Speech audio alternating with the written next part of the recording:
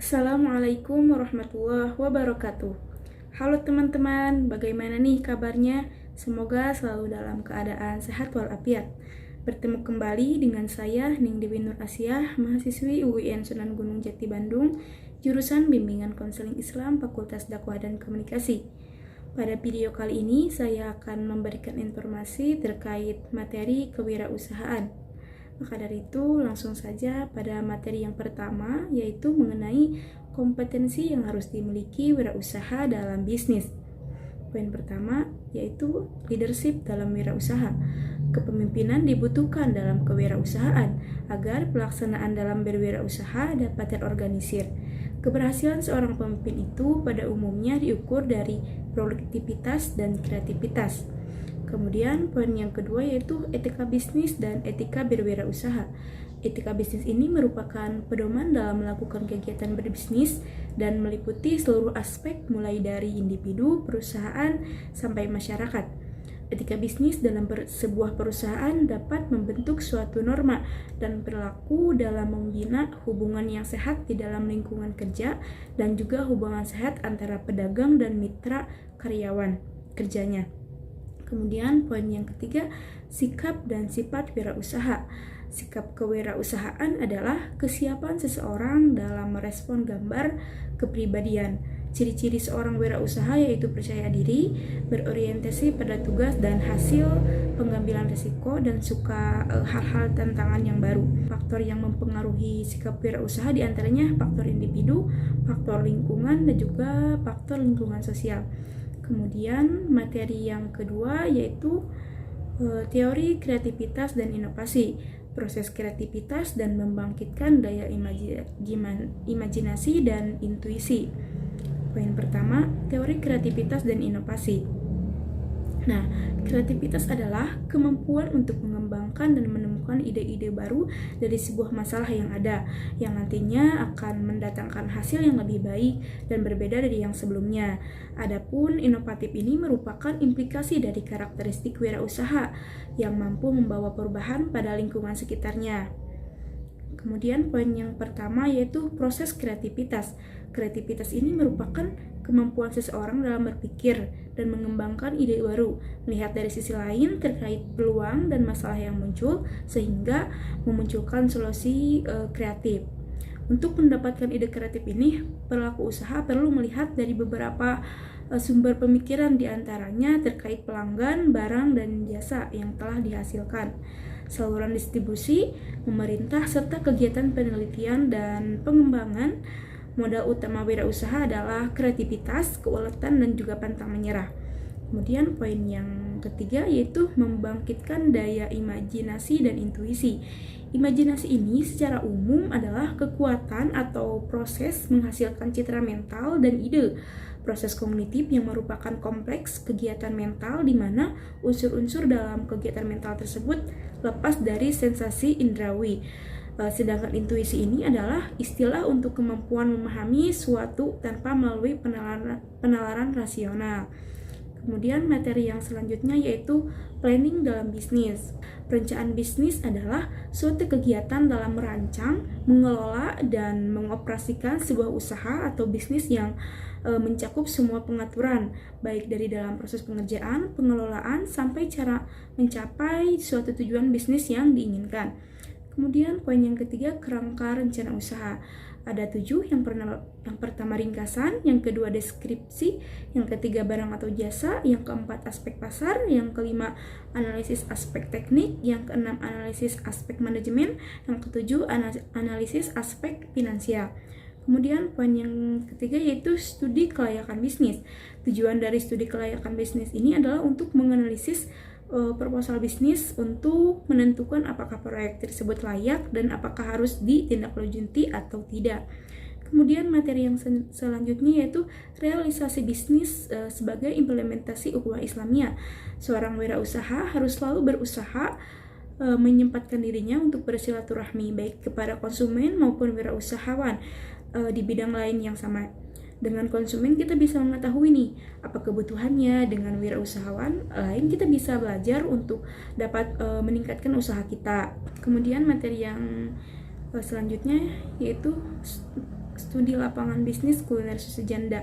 Pada materi kali ini dilakukan sebuah observasi ke lapangan, yang mana kami mengetahui banyak informasi terkait metode bisnis. Salah satunya yaitu pada kuliner susu janda ini yang dijalankan oleh Pak Lukman. Beliau sendiri terinspirasi dari temannya yang menjual sushi dengan isian yang mentah, sushi pada umumnya. Nah, selain terinspirasi, beliau juga berinovasi untuk menjual sushi yang berbeda daripada umumnya. Nah, kemudian materi yang selanjutnya yaitu jalan menuju wirausaha sukses. Wirausaha ini merupakan pengambilan resiko untuk menjalankan sendiri dengan memanfaatkan peluang-peluang untuk menciptakan usaha yang baru atau dengan pendekatan yang inovatif, sehingga usaha yang dikelola dikembangkan menjadi besar dan mandiri, tidak bergantung kepada pemerintah atau pihak-pihak lain yang menghadapi segala tantangan persaingan. Inti dari kewirausahaan adalah pengambilan resiko, menjalankan sendiri, memanfaatkan peluang-peluang yang ada, menciptakan yang baru, pendekatan yang inovatif dan mandiri. Kemudian materi yang selanjutnya yaitu strategi pemasaran produk dalam meningkatkan penjualan. Pemasaran dalam Islam adalah bentuk muamalah yang dibenarkan dalam Islam, sepanjang dalam segala proses transaksinya terpelihara dari hal-hal terlarang oleh ketentuan syariah. Islam memandang pemasaran sebagai jual beli yang harus dipajang dan ditunjukkan keistimewaan-keistimewaannya dan kelemahan-kelemahan suatu barang terhadap pihak lain agar pihak tersebut tertarik untuk membelinya. Pemasaran yaitu proses kebutuhan manusia yang dimana terdapat barang atau jasa untuk memenuhi kehidupan masing-masing. Pemasaran online adalah kegiatan komunikasi pemasaran dengan menggunakan media internet. Sedangkan media pemasaran offline yaitu proses transaksi penjualan barang dan jasa secara langsung. Nah, sedangkan sales ini merupakan kegiatan yang hanya berfokus pada penjualan suatu produk perusahaan tanpa bertujuan dalam meningkatkan penjualan produk saja. Nah, sedangkan marketing ini sendiri merupakan keseluruhan dari sistem pada suatu perusahaan yang bertujuan untuk merencanakan kemasan yang menarik atas produk gitu ya. Kemudian materi yang selanjutnya yaitu implementasi teori pemasaran terhadap praktik lapangan. Nah, pemasaran ini merupakan suatu proses seseorang dalam mendapatkan apa yang mereka inginkan gitu, dengan cara menukarkan produk dengan nilai satu sama lain. Dalam pemasaran ada beberapa unsur, diantaranya orientasi pada konsumen, penyusunan kegiatan pemasaran secara integral, dan kepuasan konsumen. Kemudian materi yang selanjutnya yaitu proses bisnis dalam kewirausahaan. Proses produksi merupakan suatu bentuk kegiatan yang paling penting dalam pelaksanaan produksi di suatu perusahaan. Hal ini karena proses produksi merupakan cara atau metode maupun teknik bagaimana sih kegiatan menambah faedah atau penciptaan faedah tersebut dilaksanakan. Nah, sifat proses ini adalah mengolah, yaitu mengolah bahan baku dan bahan pembantu secara manual atau dengan menggunakan peralatan. Proses pemasaran meliputi yang pertama menganalisis peluang pemasaran, yang kedua memilih pasar sasaran, yang ketiga mengembangkan bauran pemasaran, yang keempat mengelola bauran pemasaran. Nah, kemudian juga pengembangan SDM ini juga sangat penting bagi organisasi, yaitu untuk mencapai tujuan dan sasaran agar tetap eksis di kalangan nasional maupun internasional. Materi yang selanjutnya yaitu memahami dan menguraikan bisnis dari aspek finansial. Poin pertama yaitu capital working. Working capital adalah suatu selisih antara aset perusahaan saat ini dengan liabilitasnya. Aset perusahaan dalam hal ini mencakup uang tunai, uang yang disimpan di bank, atau aset lain yang bisa dicairkan secara cepat secara potensi pendapatan. Sedangkan liabilitas adalah jumlah utang yang dimiliki dan wajib bayar oleh perusahaan dalam kurun waktu 1 tahun. Working capital bisa diketahui dengan mengurangi kedua unsur tersebut. Kemudian poin yang kedua yaitu connecting people. Connecting people artinya adalah berkomunikasi antara manusia. Komunikasi merupakan elemen yang penting untuk membentuk kehidupan bersosial yang lebih baik. Selain untuk menyampaikan pesan dan berguna bagi keinginan sehari-hari, komunikasi juga memiliki peran penting dalam sebuah bisnis.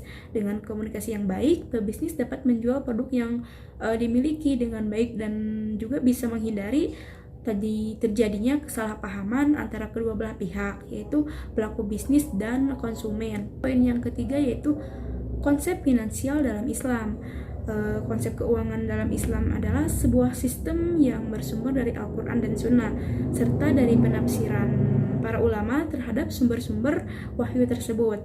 Dalam berbagai bentuknya, struktur keuangan Islam telah menjadi sebuah peradaban yang tidak berubah selama 14 abad terakhir ini. Kemudian materi yang terakhir yaitu mengenai business plan. Perencanaan bisnis ini merupakan langkah-langkah atau dokumen yang harus disusun secara cermat dan tentunya akan membantu pengusaha dalam mengambil keputusan.